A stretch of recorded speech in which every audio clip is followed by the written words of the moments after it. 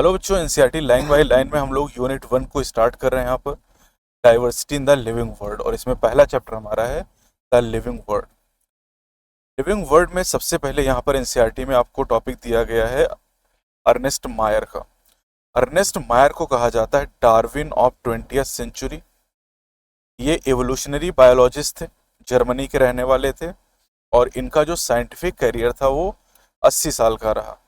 80 साल के करियर में इन्होंने 6 अलग अलग फील्ड में रिसर्च किया था, जिसमें ऑर्निथोलॉजी आता है, study of birds, taxonomy, geography, evolution, systematic and history and philosophy of biology, ये सारे टॉपिक आ जाएंगे। जो करेंटली एक्सेप्टेड डेफिनेशन है बायोलॉजिकल स्पीसीज की, ये भी इन्हीं के द्वारा दी गई थी। Currently accepted definition of biological species. इनको 3 प्राइज दिए गए, जिनको एक साथ मिला के हम लोग ट्रिपल क्राउन ऑफ बायोलॉजी के नाम से जानते हैं, जिसमें एक बाल्जन प्राइज आ जाता है, दूसरा क्राफोर्ड प्राइज आ जाता है, और तीसरा इंटरनेशनल प्राइज आ जाता है। तो इसको सीबीआई से आप याद कर सकते हैं। 100 साल जिंदा रहे थे, और दुनिया के 100 सबसे महान वैज्ञानिकों में इनका नाम शामिल किया जाता है। अब हम लोग अपने चैप्टर पे चलते हैं, और चैप्टर में पहला टॉपिक हमारे पास है व्हाट इज लिविंग, यानी लिविंग में कौन कौन से कैरेक्टर होते हैं, इनके बारे में हम बात करेंगे। तो ये जो टॉपिक है ये नई एनसीईआरटी से हटा दिया गया है, लेकिन आपके नीट के सिलेबस में, तो इसलिए हम लोग इसको पढ़ भी रहे हैं यहाँ पर। तो लिविंग के 6 कैरेक्टर आपको यहाँ पर दिए गए: growth, reproduction, cellular organisation, metabolism, consciousness and interaction.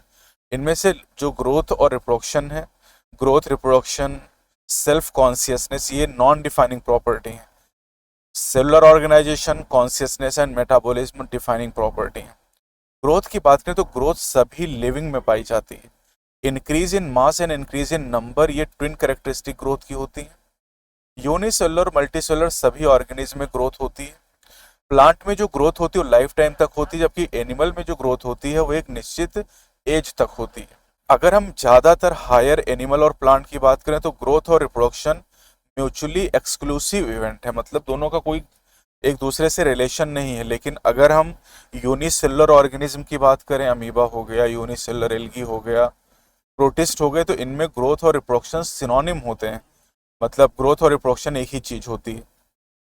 अब अगर इंक्रीज इन बॉडी मास को हम क्राइटेरिया मानते हैं ग्रोथ का, तो इस आधार पे नॉन लिविंग ऑब्जेक्ट भी ग्रो करते हैं।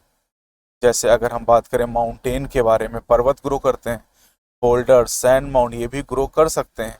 लेकिन ये जो ग्रोथ होती है आउटसाइड से मटेरियल के एक्युमुलेशन से होती है, जिसे एक्रीशन का नाम दिया जाता है। लिविंग की जो ग्रोथ होती है वो इनसाइड से होती है। ग्रोथ डिफाइनिंग प्रॉपर्टी नहीं, जैसा कि मैंने पहले ही बताया। लेकिन डेड की अगर बात करें तो डेड ऑर्गेनिज्म ग्रो नहीं कर सकता है। रिप्रोडक्शन भी लिविंग की प्रॉपर्टी है, लेकिन सभी लिविंग रिप्रोड्यूस नहीं कर सकते हैं। कुछ ऐसे भी लिविंग है जो बच्चे पैदा नहीं कर सकते हैं, जैसे कि म्यूल की बात करें, स्टेराइल वर्कर बीस की बात करें, एंड इनफर्टाइल ह्यूमन कपल की बात करें। ये ऐसे ऑर्गेनिज्म है जो रिप्रोडक्शन नहीं कर सकते हैं, जबकि ये लिविंग तो हैं, और इसलिए लिविंग को ये रिप्रोडक्शन लिविंग की डिफाइनिंग प्रॉपर्टी नहीं मानी जाती है। 2 तरह का रिप्रोडक्शन आप जानते हैं, एसेक्सुअल एंड सेक्सुअल। आपसे फंजाई की बात करें तो फंजाई में बहुत सारे सेक्सुअल स्पोर होते हैं, जो स्पोर, एप्लेनोस्पोर, स्पोरेंजियोस्पोर। अगर हम ईस्ट और हाइड्रा की बात करें तो इनमें बडिंग पाई जाती है, ये भी एसेक्सुअल रिप्रोडक्शन है। प्लेनेरिया में ट्रू रीजनरेशन प्रेजेंट होता, खूब पूछा जाता है। फंजाई, फिलामेंटस, एल्गी और प्रोटोनिमा मॉसेस में एसेक्सुअल रिप्रोडक्शन फ्रेगमेंटेशन के द्वारा होता है।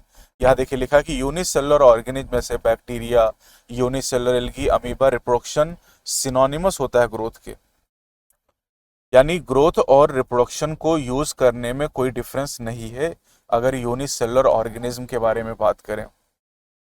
अब डेड, अगर नॉन लिविंग ऑब्जेक्ट की हम बात करें तो नॉन लिविंग ऑब्जेक्ट अपना रेप्लिकेशन या रिप्रोडक्शन खुद नहीं कर सकता है।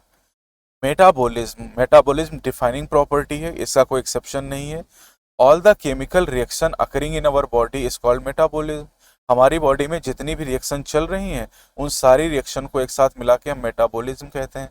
मेटाबॉलिज्म सभी लिविंग में पाई जाती, चाहे वो प्लांट हो, एनिमल हो, बैक्टीरिया हो, फंजाई हो, यूनिसेलुलर हो, मल्टीसेलुलर हो, प्रोकैरियोट हो, यूकैरियोट हो, सभी में मेटाबॉलिज्म होती है।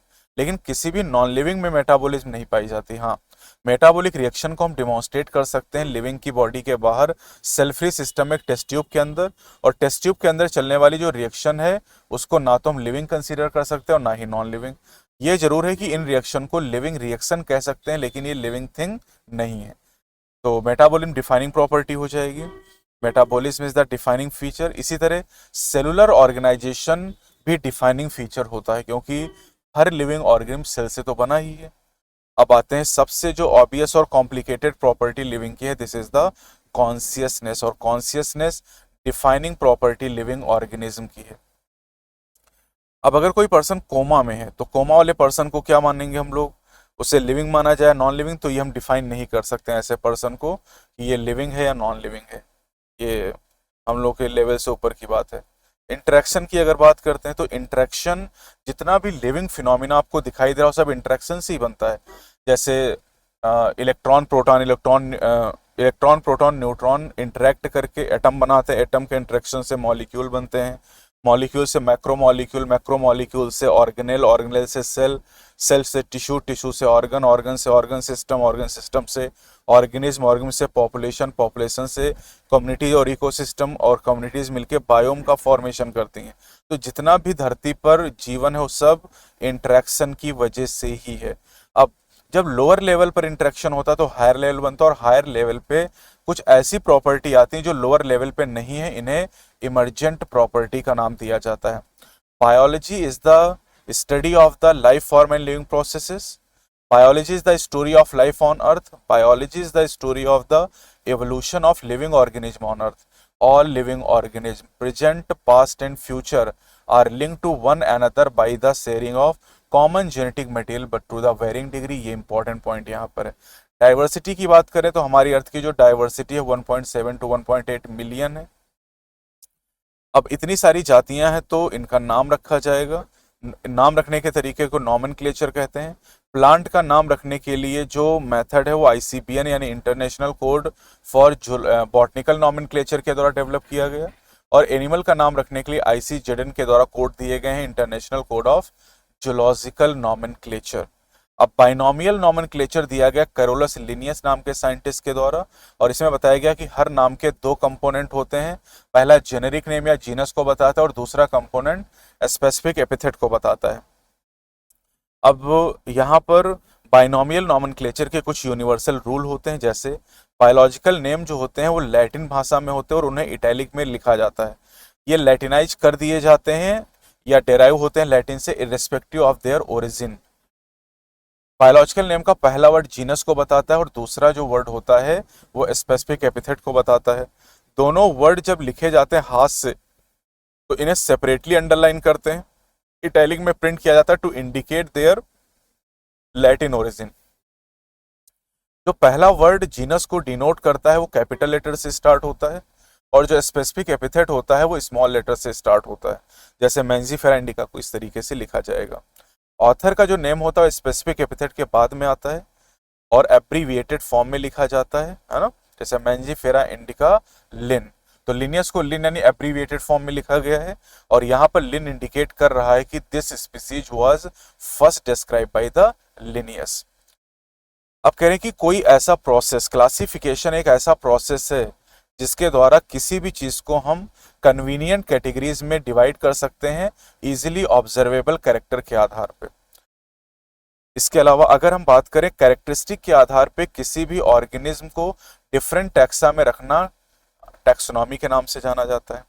अब टैक्सा जो होता है बेटा ये प्लूरल फॉर्म होता है, और जो टैक्सॉन होता है ये सिंगुलर फॉर्म होता है।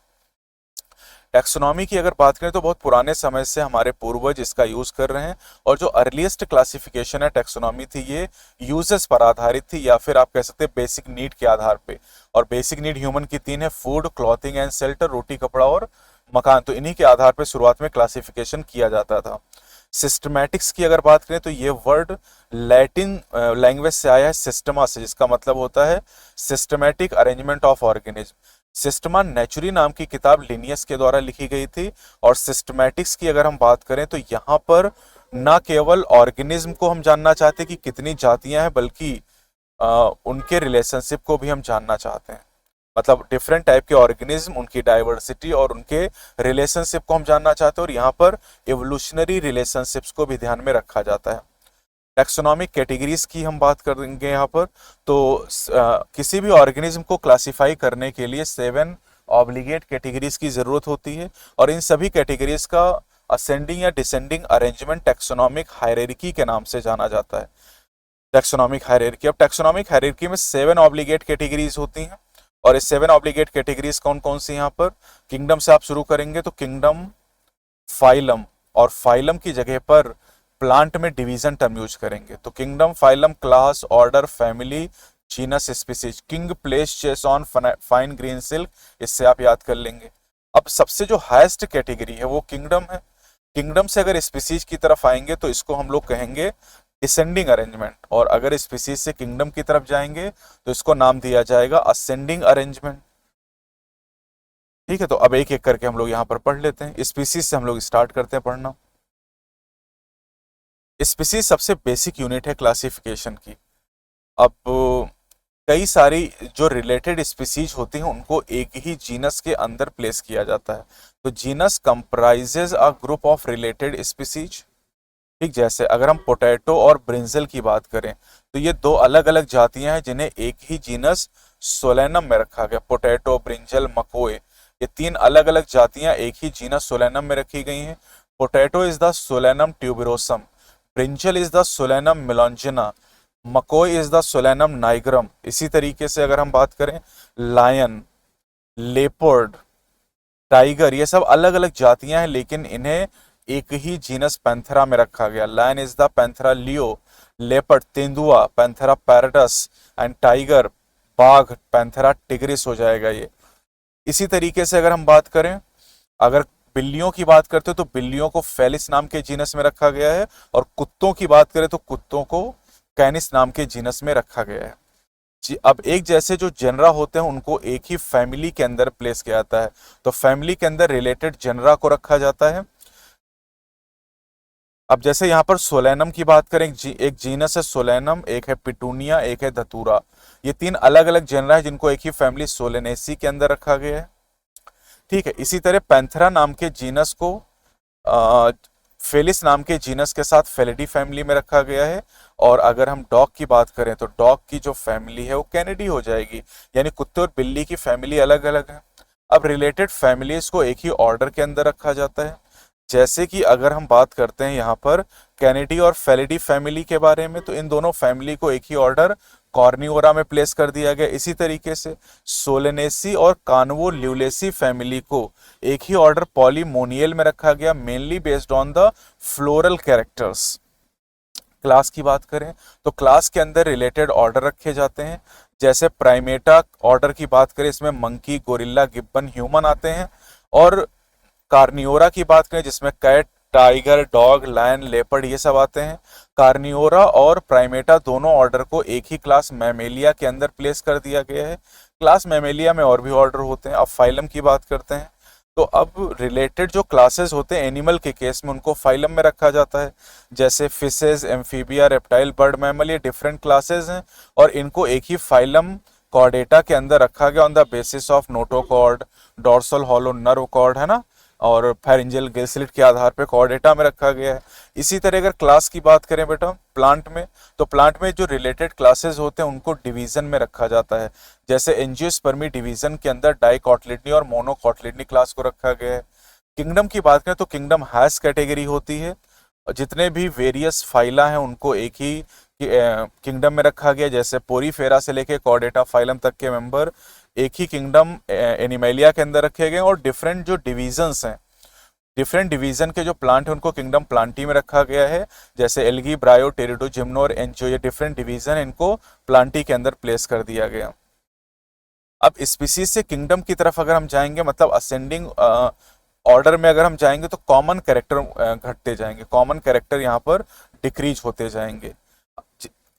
as we go higher from species to kingdom, number of common character goes on decreasing. lower the taxa, जितना lower taxon होगा वहां पर मेंबर के बीच में उतने ज्यादा कैरेक्टर कॉमन होंगे। जितनी हायर कैटेगरी होगी डिफिकल्टी उतनी ज्यादा होगी यहाँ पर क्लासिफिकेशन की जो समस्या है वो बढ़ती चली जाएगी। यहाँ पर 4 ऑर्गेनिज्म यहाँ पर दिए गए हैं, इनमें आपको याद करना मैन होमो सैपियंस, अब इसकी फैमिली होमिनिडी है, ऑर्डर प्राइमेटा है, क्लास मैमेलिया और फाइलम कॉर्डेटा है। और अगर किंगडम की बात कर लें आप तो किंगडम हो जाएगा Animalia. House fly Musca domestica, family Muscidae, order Diptera, class Insecta and phylum Arthropoda. Mango is Mangifera indica, family Anacardiaceae, order Sapindales, class Dicotyledonae and division Angiospermae. Wheat Triticum aestivum, family Poaceae, order Poales, class Monocotyledonae and division Angiospermae हो जाएगा यहाँ पर। और इनके अगर domain की बात की जाए तो इनका जो डोमेन होगा वो क्या हो जाएगा, यूकेरिया। तो ये हमारा चैप्टर 1 कंप्लीट हुआ था, लिविंग वर्ल्ड। अगले लेक्चर में हम बात करेंगे बायोलॉजिकल क्लासिफिकेशन के बारे में। चैनल पे नए तो चैनल को सब्सक्राइब जरूर करें। अगले वीडियो मिलते हैं। जय हिंद, जय भारत।